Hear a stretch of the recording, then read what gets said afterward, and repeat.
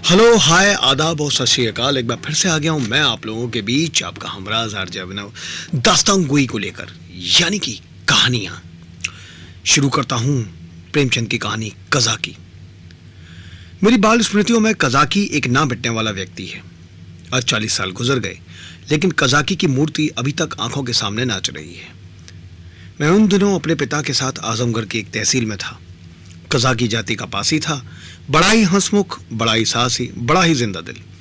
वो रोज शाम को डाक का थैला लेकर आता, रात भर रहता और सवेरे डाक लेकर चला जाता। शाम को फिर उधर से डाक लेकर आ जाता। मैं दिन भर एक उद्विग्न दिशा में उसकी राह देखा करता। जो ही 4 बजते व्याकुल होकर सड़क पर आकर खड़ा हो जाता और थोड़ी देर में कज़ाकी कंधे पर बल्लम रखे उनकी झुंझुनी बजाता दूर से दौड़ता हुआ आता दिखलाई देता। वो सांवले रंग का गठीला लंबा जवान था। शरीर सांचे में ऐसा ढला हुआ कि चतुर्मूर्तिकार भी उसमें कोई दोष ना निकाल सकता। उसकी छोटी छोटी मूछें उसके चेहरे पर बहुत ही अच्छी मालूम होती थीं। मुझे देखकर वो और तेज दौड़ने लगता, उसकी झुंझुनी और जोर से बजने लगती और मेरे हृदय में और जोर से खुशी की धड़कन होने लगती। हर्ष अतिरेक में मैं दौड़ पड़ता और एक क्षण में कज़ाकी का कंधा मेरा सिंहासन बन जाता। वो स्थान मेरी अभिलाषाओं का स्वर्ग था। स्वर्ग के निवासियों को भी शायद यह आंदोलित आनंद न मिलता होगा जो मुझे कज़ाकी के विशाल कंधों पर मिलता था। संसार मेरी आंखों में तुच्छ हो जाता और जब कज़ाकी मुझे कंधे पर लिए हुए दौड़ने लगता तब तो ऐसा मालूम होता कि मानो मैं हवा के घोड़े पर उड़ा जा रहा हूँ। कज़ाकी डाकखाने में पहुंचता तो पसीने से तर रहता, लेकिन आराम करने की आदत ना थी। थैला रखते ही वो हम लोगों को लेकर किसी मैदान में निकल जाता। कभी बिरे गाकर सुनाता और कभी कहानियां सुनाता। उसे चोरी और डाकू, मारपीट, भूत प्रेत सैकड़ों कहानियां याद थी। मैं ये कहानियां सुनकर विस्मयपूर्ण आनंद में मग्न हो जाता। उसकी कहानियों के चोर और डाकू योद्धा होते थे जो अमीरों को लूटकर दीन दुखी प्राणियों का पालन करते थे। मुझे उन पर घृणा के बदले श्रद्धा होती थी। एक दिन कज़ाकी को डाक का थैला लेकर आने में देर हो गई। सूर्यास्त हो गया और वो दिखलाई न दिया। मैं खोया हुआ सा सड़क पर दूर तक आंखें फाड़ फाड़ कर देखता था, पर वो परिचित रेखा दिखलाई न पड़ती थी। कान लगाकर सुनता था, झुनझुन की वह आमोद में ध्वनि सुनाई देती थी। प्रकाश के साथ मेरी आशा भी मलिन होती जाती थी। उधर से किसी को आते देखता तो पूछता, कज़ाकी आता है? पर कोई सुनता ही न था या केवल सिर हिला देता था। सहसा झुनझुन की वो आवाज़ कानों में आई।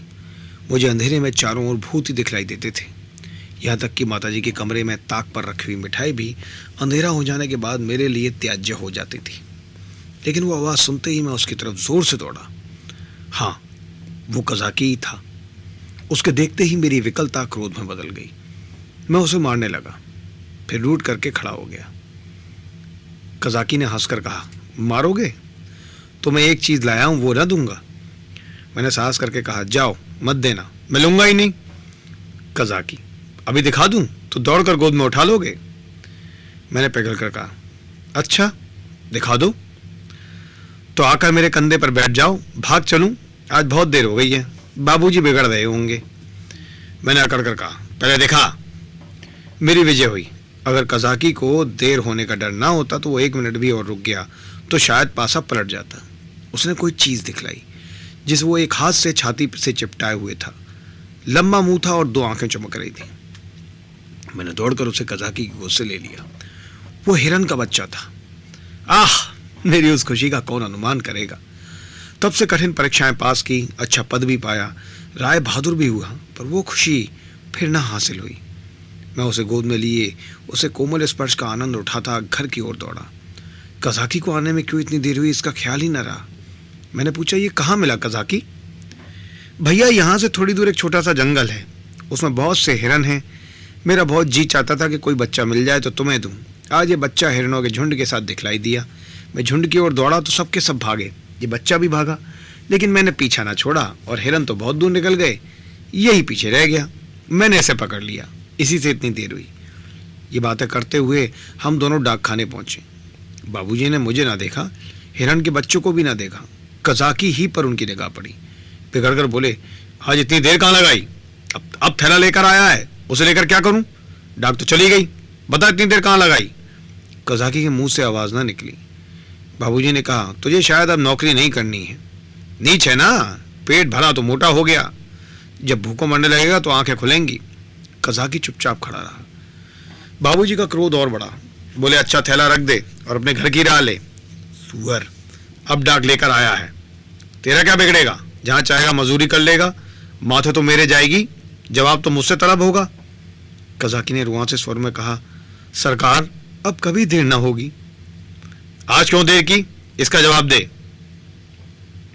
कज़ाकी के पास इसका कोई जवाब ना था। आश्चर्य तो यह था कि मेरी भी जबान बंद हो गई।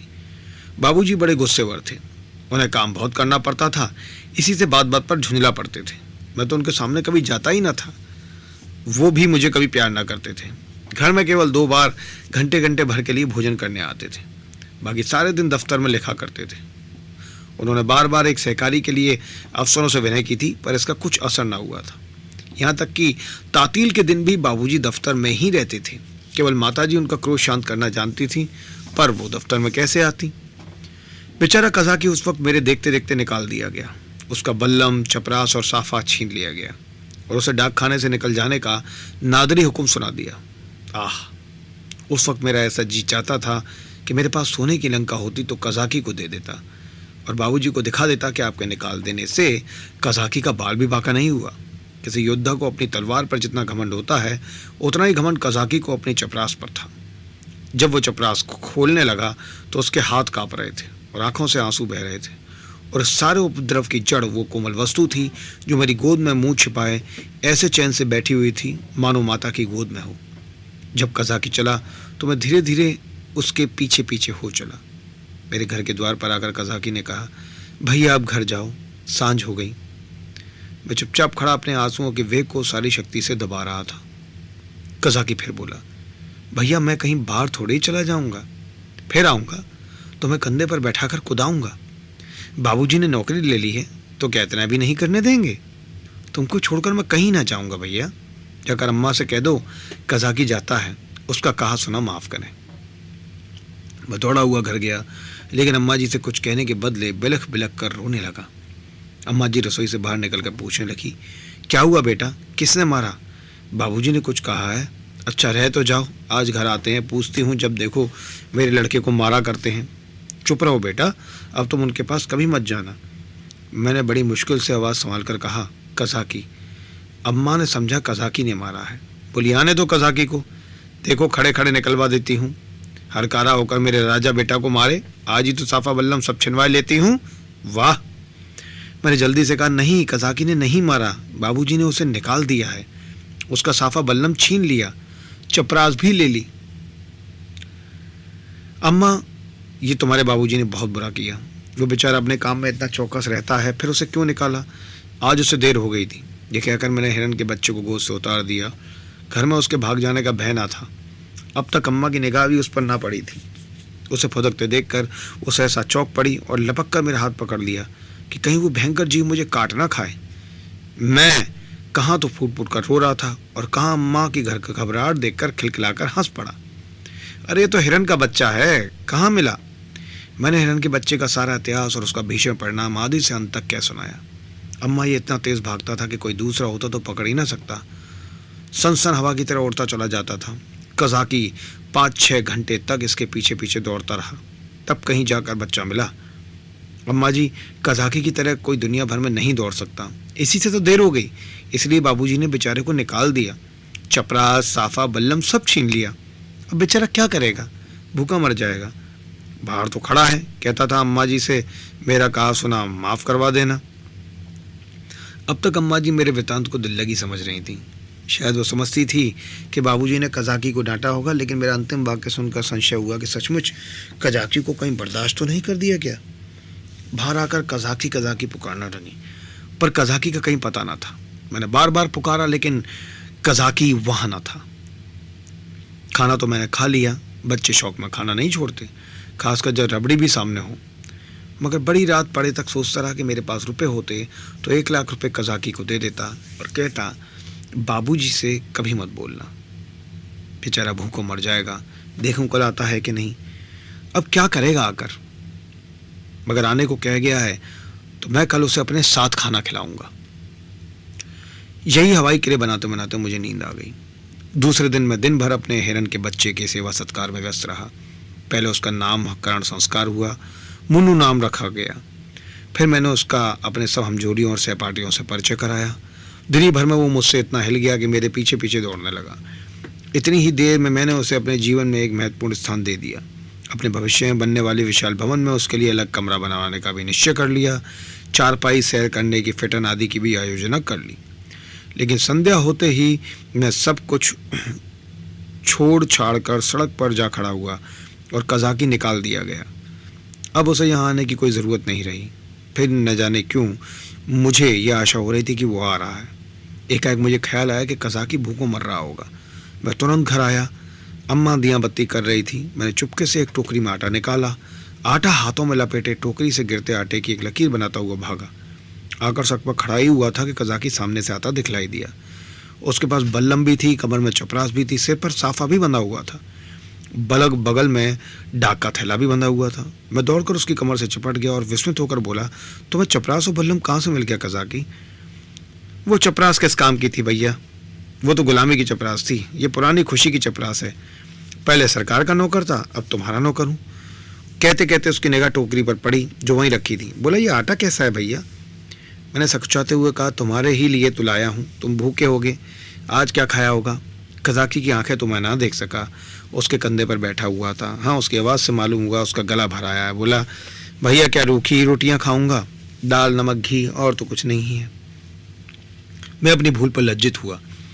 सच तो है, बेचारा रूखी रोटियाँ कैसे खाएगा, लेकिन नमक, दाल, घी कैसे लाऊं? अब तो अम्मा चौके में होगी। आटा लेकर तो किसी तरह भाग आया था। अभी तक मुझे ना मालूम था कि मेरी चौकड़ी पकड़ ली गई। आटे की लकीर ने सुराग दे दिया है। अब ये तीन चीज़ें कैसे लाऊंगा? अम्मा से मांगूंगा तो कभी ना देंगी। एक एक पैसे के लिए तो घंटा रुलाती हैं। इतनी सारी चीज़ें क्यों देने लगी? एकाएक मुझे एक बात याद आई। मैंने अपनी किताबों के बस्ते में कई आने पैसे रख छोड़े थे। मुझे पैसे जमा करके रखने में बड़ा आनंद आता था। मालूम नहीं अब वो आदत क्यों बदल गई।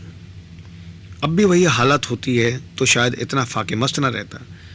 बाबूजी मुझे प्यार तो कभी ना करते थे, पर पैसे खूब देते थे। शायद अपने काम में व्यस्त रहने के कारण मुझसे पिंड छुड़ाने के लिए इसी नुस्खे की सबसे आसानी समझ ली थी उन्होंने।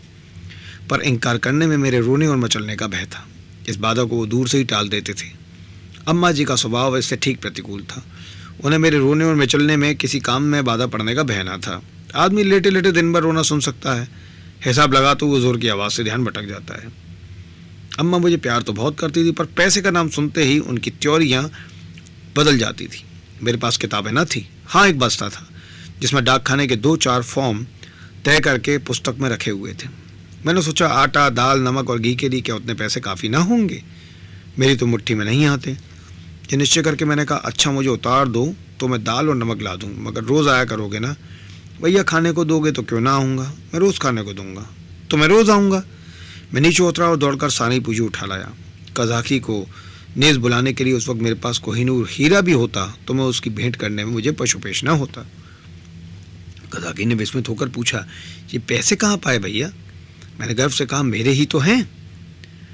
तुम्हारी अम्मा जी तुमको मारेंगी, कहेंगी कज़ाकी ने फुसलाकर मंगवा लिए होंगे। भैया इन पैसों की मिठाई ले लेना और आटा मटके में रख देना। मैं भूखों नहीं मरता, मेरे 2 हाथ हैं, मैं भला भूखों मर सकता हूँ। मैंने बहुत कहा कि पैसे मेरे हैं, लेकिन कज़ाकी ने ना लिए। उसने बड़ी देर तक इधर उधर सैर कराई, गीत सुनाया और मुझे घर पहुँचा चला गया। मेरे द्वार पर आटे की टोकरी भी रख दी। मैंने घर में कदम रखा ही था कि अम्मा जी ने डांट कर कहा, क्यों रे चोर, तू आटा कहाँ ले गया था? अब चोरी करना सीखता है? बता किसको आटा दे आया, नहीं तो तेरी खाल उधेड़ कर रख दूंगी। मेरी नानी मर गई। अम्मा क्रोध में सीनी हो जाती थी। सिर पिटाकर बोला, किसी को तो नहीं दिया? तूने आटा नहीं निकाला? देख कितना आटा सारे आंगन में बिखरा पड़ा है। मैं चुप खड़ा था। वो कितना ही धमकाती थी, पुचकारती थी, पर मेरी जुबान ना खुलती थी। आने वाली विपत्ति के भय से प्राण सूख रहे थे। यहाँ तक कि ये भी कहने की हिम्मत ना पड़ती थी कि बिगड़ती क्यों हूँ, आटा तो द्वार पर रखा हुआ है। न उठाकर लाते ही बनता था, मानो क्रिया शक्ति ही लुप्त हो गई है, मानो पैर में हिलने की सामर्थ्य ही नहीं। सहसा कज़ाकी ने पुकारा, बहू जी आटा द्वार पर रखा है, भैया मुझे देने के लिए आए थे। ये सुनते ही अम्मा द्वार की ओर चढ़ी गई। कज़ाकी से वो पर्दा ना करती थी। उन्होंने कज़ाकी से कोई बात की या नहीं ये तो मैं नहीं जानता, लेकिन अम्मा जी खाली टोकरी लिए हुए घर में आईं। फिर कोठरी में जाकर संदूक से कुछ निकाला और द्वार की ओर गई। मैंने देखा उनकी मुट्ठी बंद थी। अब मुझसे वहाँ खड़े न रहा गया। अम्मा जी के पीछे पीछे मैं भी गया। अम्मा ने द्वार पर कई बार पुकारा मगर कज़ाकी चला गया। मैंने बड़ी दीर्घता से कहा, मैं जाकर खोज रहा हूँ अम्मा जी। अम्मा जी ने किवाड़ बंद करते हुए कहा, तुम अंधेरे में कहाँ जाओगे, अभी तो यहीं खड़ा था। मैंने कहा कि यहीं रहना, मैं आती हूँ। तब तक न जाने कहाँ खिसक गया। बड़ा संकोची है, आटो तो लेता ही ना था। मैंने ज़बरदस्ती उसके अंगूछे में बांध दिया। मुझे तो बेचारे पर बड़ी दया आती है। न जाने बेचारे के घर कुछ खाने को है कि नहीं। रुपए लाई थी कि दे दूंगी, पर जाने कहाँ चला गया। अब तो मुझसे भी साहस हुआ। मैंने अपनी चोरी की पूरी कथा कह डाली। बच्चे के साथ समझदार बच्चे बनकर माँ बाप उन पर जितना असर डाल सकते हैं, जितनी शिक्षा दे सकते हैं, उतने बूढ़े बनकर नहीं। अम्मा जी ने मुझसे कहा, तुमने मुझसे पूछ क्यों ना लिया, क्या मैं कज़ाकी को थोड़ा सा आटा ना देती। मैंने उसका उत्तर ना दिया। दिल में कहा, इस वक्त मैं कज़ाकी पर दया आ गई है, जो चाहे दे डालूं, लेकिन मैं मांगता तो मारने दौड़ती। हाँ, ये सोचकर चित्त प्रसन्न हुआ कि अब कज़ाकी भूखों ना मरेगा। अम्मा जी उसे रोज़ खाने को देंगी और वो रोज़ मुझे कंधे पर बैठाकर सैर कराएगा। दूसरे दिन मैं दिन भर मुन्नू के साथ खेलता रहा। शाम को सड़क पर जाकर खड़ा हो गया, मगर अंधेरा हो गया और कज़ाकी का कहीं पता नहीं। दिए जल गए, रास्ते में सन्नाटा छा गया, पर कज़ाकी ना आया। मैं रोता हुआ घर गया। अम्मा जी ने पूछा, क्यों रोते हो बेटा, कज़ाकी नहीं आया। मैं और ज़ोर ज़ोर से रोने लगा। अम्मा जी ने मुझे छाती से लगा लिया। मुझे ऐसा मालूम हुआ कि उनका कंठ भी गदगद हो गया है। बेटा चुप हो जाओ, मैं कल किसी हरारे को भेजकर कज़ाकी को बुलवाऊंगी। मैं रोते रोते ही सो गया। सवेरे जो ही आंखें खुली, मैंने अम्मा जी से कहा, कज़ाकी को बुलवा दो। आदमी गया है बेटा, कज़ाकी आता होगा। मैं खुश होकर खेलने लगा। मुझे मालूम था कि अम्मा जी जो बात कहती हैं उसे पूरा ज़रूर करती हैं। उन्होंने सवेरे ही एक हरकारे को भेज दिया। 10 बजे जब मैं मुन्नू को लिए हुए घर आया तो मालूम हुआ कि कज़ाकी अपने घर पर ही नहीं मिला। वो रात को भी घर ना गया था। उसकी स्त्री रो रही थी कि जाने कहाँ चले गए। उसे भय था कि वो कहीं भाग गया है। बालकों का हृदय कितना कोमल होता है, इसका अनुमान दूसरा नहीं कर सकता। उनमें अपने भावों को व्यक्त करने के लिए शब्द नहीं होते। उन्हें यह भी ज्ञात नहीं होता कि कौन सी बात पर उन्हें विकल कर रही है, कौन सा कांटा उनके हृदय में खटक रहा है। क्यों बार बार उन्हें रोना आता है, क्यों वो मन मारे बैठे रहते हैं। खेलने में जी नहीं लगता। मेरी भी यही दशा थी। कभी घर में आता, कभी बाहर जाता, कभी सड़क पर जा पहुंचता। आंखें कज़ाकी को ढूंढ रही थीं। वो कहाँ चला गया, कहीं भाग तो नहीं गया। तीसरे पहर को मैं खोया हुआ सा सड़क पर खड़ा था। सहसा मैंने कज़ाकी को एक गली में देखा। हाँ, वो कज़ाकी ही था। मैं उसकी ओर चिल्लाता हुआ दौड़ा, पर गली में उसका पता न था। न जाने किधर गायब हो गया। मैंने गली में इस सिरे से उस सिरे तक देखा, मगर कहीं कज़ाकी की गंध तक ना मिली। इसके बाद 2-3 दिन तक कज़ाकी दिखाई ना दिया। मैं भी अब उसे कुछ भूलने लगा। बच्चे पहले जितना प्रेम करते हैं, बाद में उतने निष्ठुर भी हो जाते हैं। जिस खिलौने पर प्राण देते हैं, उसी को 2-4 दिन के बाद पटक कर फोड़ डालते हैं। 10-12 दिन और बीत गए। दोपहर का समय था। बाबूजी खाना खा रहे थे। मैं मुन्नू के पैरों में पीनस की पैजनियाँ बांध रहा था। एक औरत घूंघट निकाले हुए आई और आंगन में खड़ी हो गई। उसके कपड़े फटे हुए और मैले थे, पर गोरी और सुंदर थी। उसने मुझसे पूछा, भैया बहूजी कहाँ हैं। मैंने पास जाकर उसका मुंह देखते हुए कहा, तुम कौन हो, क्या बेचती हो। कुछ बेचती नहीं हूँ, तुम्हारे लिए कमल गट्टे लाई हूँ। भैया तुमको कमल गट्टे बहुत अच्छे लगते हैं ना। मैंने उसके हाथों से लटकती हुई पोटली को उत्सुक नेत्रों से देखा। कहाँ से लाई हो। तुम्हारे हरकारे ने भेजा है भैया। मैंने उछलकर पूछा, कज़ाकी ने। औरत ने सिर हिलाकर हाँ कहा और पोटली खोलने लगी। इतने में अम्मा जी भी रसोई से निकल आईं। उसने अम्मा के पैरों को स्पर्श किया। अम्मा ने पूछा, तू कज़ाकी की घरवाली है। औरत ने सिर झुका लिया। आजकल कज़ाकी क्या करता है। बहू जी जिस दिन से आपके पास से आटा लेकर गए हैं, उसी दिन से बीमार पड़े हैं। बस भैया भैया किया करते हैं। भैया ही में उनका मन बसा रहता है। चौंक चौंक कर भैया भैया कहते हुए द्वार की ओर दौड़ते हैं। न जाने उन्हें क्या हो गया है। बहू जी एक दिन मुझसे कुछ कहा ना सुना, घर से चल दी और एक गली में छिपकर भैया को देखते रहे।